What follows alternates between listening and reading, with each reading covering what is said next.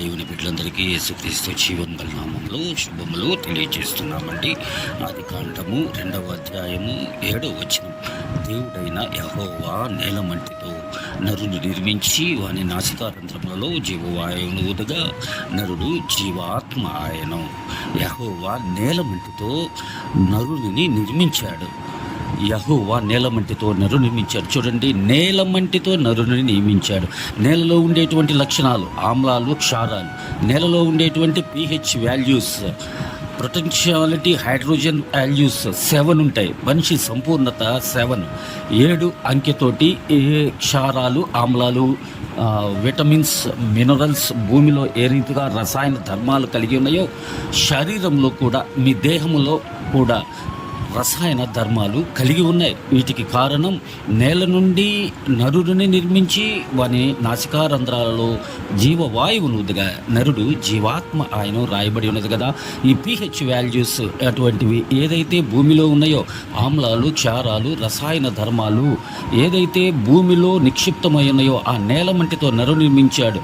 నేలలో ఉన్నటువంటి వాల్యూస్ అన్నీ కూడా మానవ శరీరంలో ఉన్నాయి. చూడండి, ఆమ్లము ఎక్కువైనా, క్షారములు ఎక్కువైనా శరీరంలో రసాయన ధర్మాల్లో మార్పు వస్తాయి. గ్యాస్ట్రిక్ ప్రాబ్లమ్స్, ఎసిడిటీ ప్రాబ్లమ్స్ అన్నీ కూడా శరీరంలో ఏది ఎక్కువైనా, pH వాల్యూస్ లెవెల్స్ తక్కువైనా ఇబ్బందే, ఎక్కువైనా ఇబ్బందే.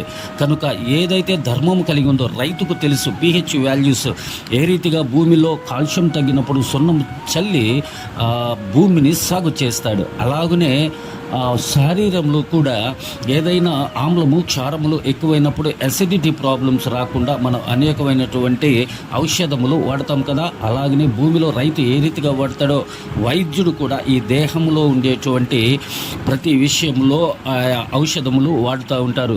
భూమికి మానవునికి దగ్గరగా సంబంధాలు ఉన్నాయి. అందుకే నేలలో ఉండే లక్షణాలన్నీ కూడా మానవునిలో ఉన్నాయి.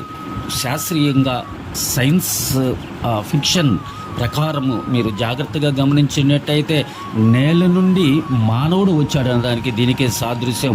నేలలో కలిగినటువంటి ఏ అయితే లక్షణాలు ఉన్నాయో అవన్నీ కూడా మానవులో ఉన్నాయి. కోతి నుండి మానవుడు పుట్టాడనేటువంటి చార్లెస్ డార్విన్ యొక్క సిద్ధాంతము ఇది తప్పు అని కొంతమంది శాస్త్రవేత్తలు, కొంతమంది ఆధారక ధర్మాలతోటి నిరూపితమైనది. మనిషి కోతి నుంచి కాదు, నరుడిని నేల మంటితో దేవుడు నిర్మించాడు. నేలలో ఏ అయితే లక్షణాలు ఉన్నాయో మీ జీవములో కూడా అవే లక్షణాలు ఉన్నాయి.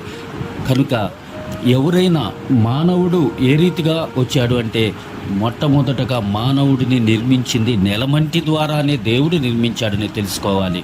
ఈ మాటలు మనందరి వినికిడిలో దేవుడు దీవించి ఆశీర్వదించును కాక. ఆమేన్.